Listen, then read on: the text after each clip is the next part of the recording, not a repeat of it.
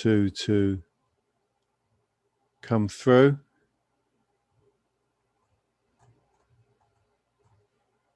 So I'm not sure if you can see this. Can you let me know, because I'm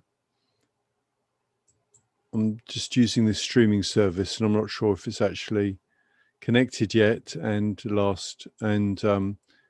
actually streaming. I believe it is on Facebook, and hopefully it is also on YouTube and LinkedIn as well. But if you can just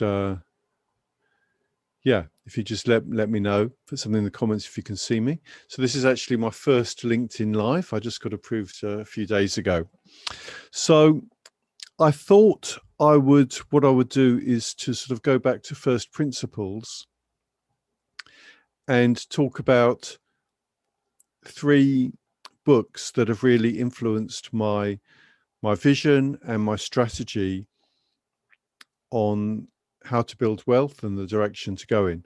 Because before that, I always used to sell my time for money. I used to be in this job. I used to be an accountant.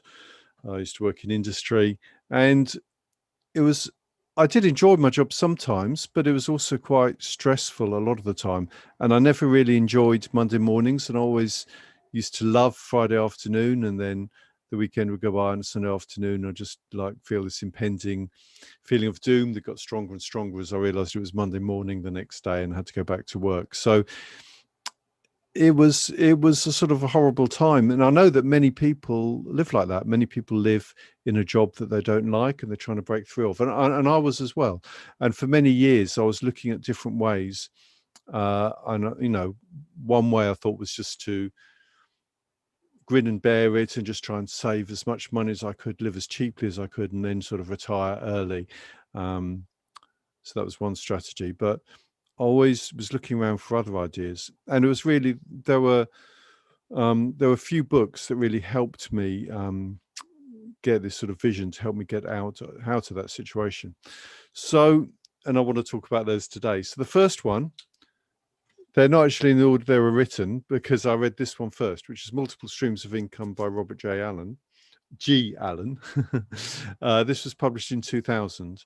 The second one I'm going to talk about was published 3 years earlier in 1997, but I didn't actually read it until then. And then I will come on to the last one at some point, which was only written in 2017. But, they follow a sort of path in the evolution of my thinking. So firstly, this one. It's called Multiple Streams of Income. So the idea is that, the path to wealth isn't just sort of say stuck in a job, selling your time for money. In fact, it's to create a bit of income here, a bit of income there, a bit of income somewhere else. And to just, if you get enough of them, it would be enough to live on. And then any more streams or bigger streams, then you can start to accumulate wealth. And it sort of creates a snowball effect, which does seem quite logical. And the sort of streams he talks about are stock market, stock strategies, and he talks a lot about that. Then he talks about real estate, foreclosure and flippers. And then he also talks about using other people's money and also he talks about network marketing, which is not something I got into, but I can see that it is an asset that can supply a flow of income, assuming you get people in a downline and so on. And he also talks about info products equal to infopreneuring, which I think is a really great asset to have, a really great way of getting passive income. And then he also talks about the internet, which is quite forward looking. I think back in 2000, the internet was still quite new as a sort of mass media strategy. And he also talks about creating a limited company to protect your assets, because I think he did actually have a few problems with various points in his business career. So, but this started me thinking, how can I create these assets? And I did have some, I did go into the property world, and that has been very kind to me as well. So that was definitely one thing, but it really opened my eyes as to how I could get money from the internet, and it made me want to leave my job and to start this sort of internet career, start building internet assets, which I did pretty soon after that. And then I came across this book, which is very famous. I think it quite likely you've read it. By the way, if you have read any of these books, if you'd like to just put a comment and tell me what your take on it is. Did they help you at all, or did they open your eyes at all, or are these books you've just sort of seen around and you wondered what all the fuss was about? Why are people going on about them all the time? I mean, it might well be that a lot of these books were groundbreaking at the time, but now people have talked about them so much, so many people know about them, and they've repeated a lot of the concepts that if you read them now, you think, well, that's obvious. Doesn't everyone know that? So if you know the concepts already, that's great. I'm not saying you have to go out and read them. I'm just saying that they were pivotal in my own personal journey to sort of open my eyes. Anyway, this one is a sort of a similar theme, but he talks a lot about the difference in poor people and rich people, and that the poor people tend to not have any assets, and then they're forced to sell their time for money, depending on their marketability in the job market and so on. They might end up not getting very much money for the hours that they work. So they're stuck in poverty with no way out. So that's one scenario. And the other scenario is people who own or control assets, which can be done through other people's money, he stresses. And then these people are often, it's like a snowball effect. Again, they end up richer and richer as the assets accumulate in value. They also can give income at the same time, as well as capital growth. And the obvious example, of course, of this is property, because you buy a property, and then over the years, they eventually it will go up in value, even if there's a recession or something. At some point, the recession will end and it will start to go up in value. But also, you're getting rental income all the time, whereas what you borrow a mortgage to pay for it, and that mortgage is fixed in money terms.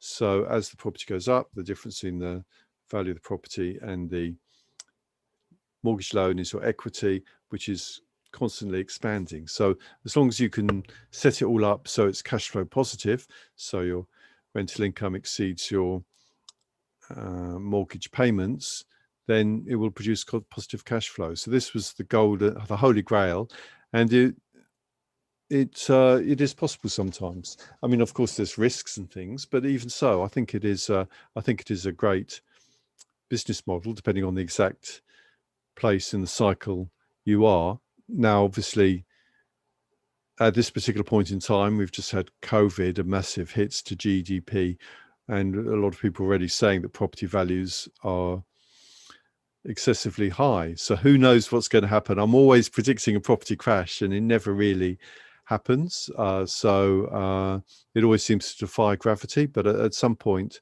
I imagine we're going to have some sort of downturn. But even after that, I know it will eventually go up again. But of course, all of these ideas can be applied not only to property, but to internet assets. So internet assets could be traffic that you control. It could be info products that you've created, but also it could be your personal brand. Now, this is what Russell Brunson's book is about a lot, the personal brand. Now, for this, so there was a gap between this book, which came out in 2000, and then I did work on the internet. I did quite well on the internet, but it was only until 2017 when I came across this book, which is a fantastic book, and it's just been republished actually with about 100 more pages and updated. So, and this talked a lot about your personal brand. The subtitle of the original version, it says, "The Underground Playbook to Find Your Message, Build a Tribe, and Change the World." Now, isn't that an inspiring? Isn't that an inspiring? I like that actually a lot more than the current subtitle, which is the underground playbook for converting your online visitors into lifelong customers. I mean, that might be true as well, but it doesn't excite me in the same way. But anyway, so, and I like that because it gave you more, rather than just giving you this idea, this vision, it gave you more of a concrete step-by-step path how to do it. So first of all, I mean, the first chapter is actually about, it says becoming the expert. Now, becoming the expert, there's two different aspects to it. One is getting the knowledge yourself, but it's also to be perceived as an expert by other people. I remember I bought the domain name once, I think over 10 years ago, called reputationmanagementexperts.co.uk. And what was great about that was it already positioned me as an expert.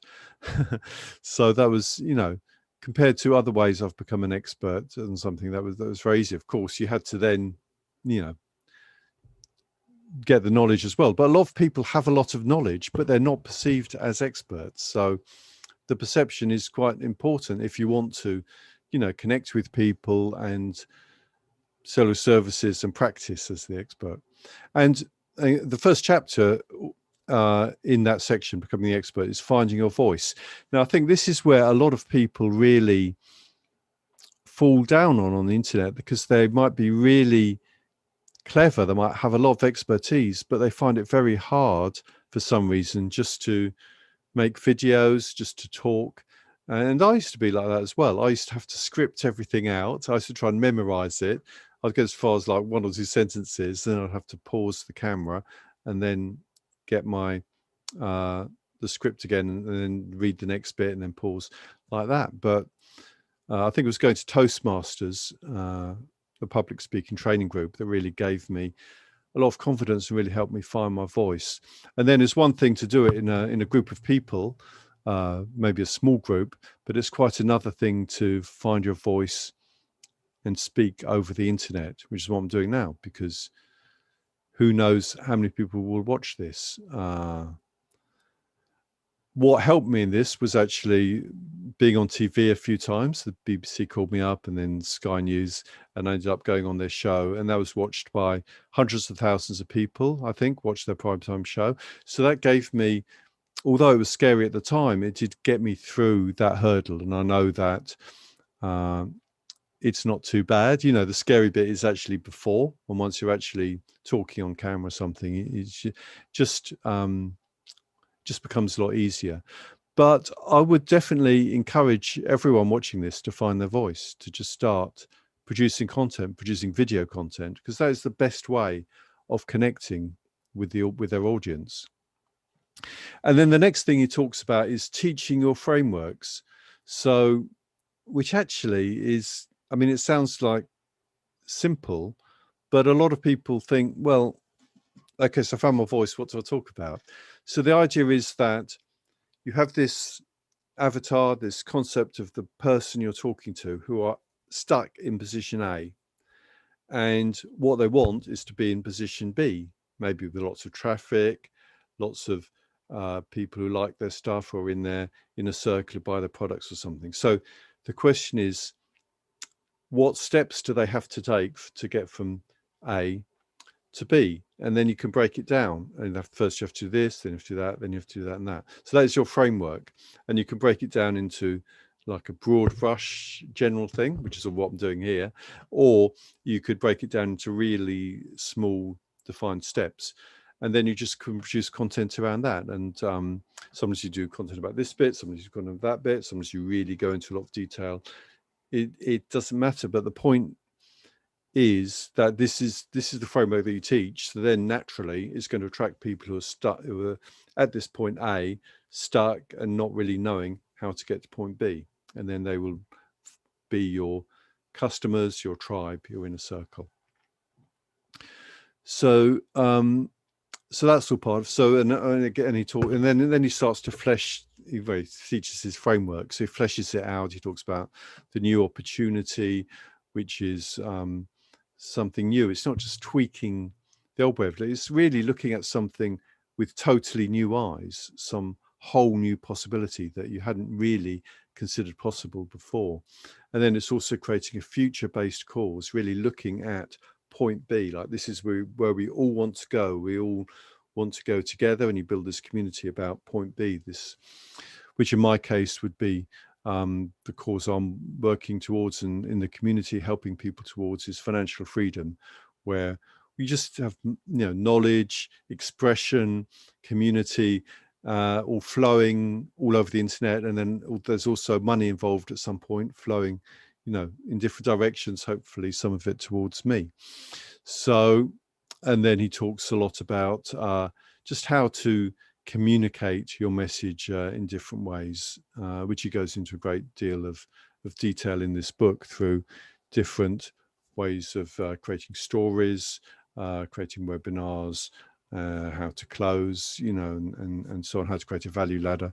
So the idea is, with the value ladder at the bottom, you just do a lot of free content, give away stuff for free, and then might have a very cheap offering that many people, well, you have an opt-in, and then you have something cheap, maybe then you with fewer people, and then you offer different products at higher and higher price points, and the higher price points would have more access to you and your time, because your time is the crucial thing that you need to conserve, because that is the one thing that's limited. Everything else is scalable.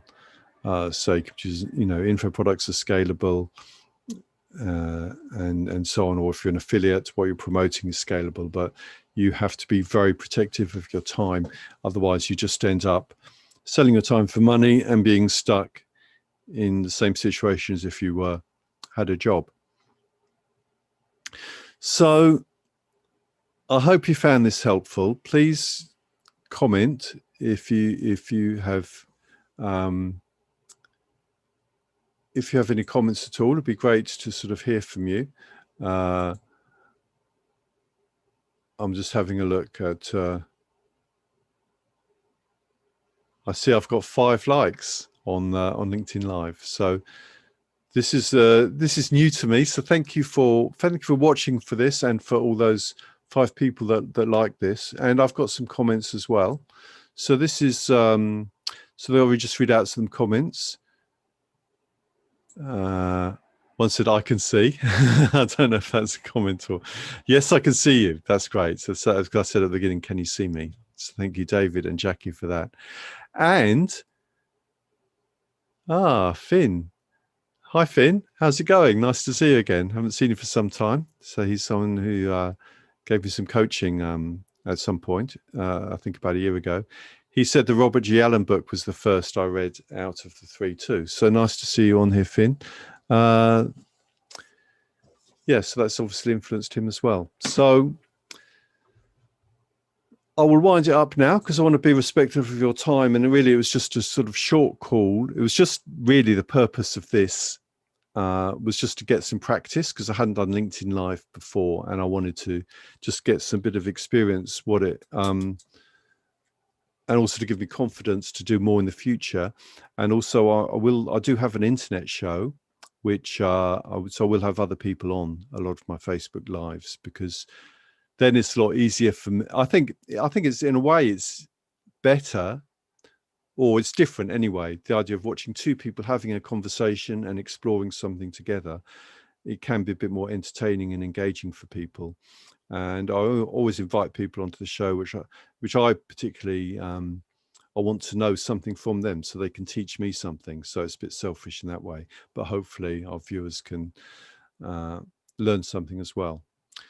So, by the way, if you did want to get this, it is available on my site, free plus shipping. And there's also a blog post there where I go into a bit more detail about what I've just been talking about, which is, you've got to keithgriggs.com and click the blog link as well. So I hope you continue to have a great bank holiday, assuming you are in the UK, which I think probably most of you are. And see you on the next live, hopefully. Bye for now.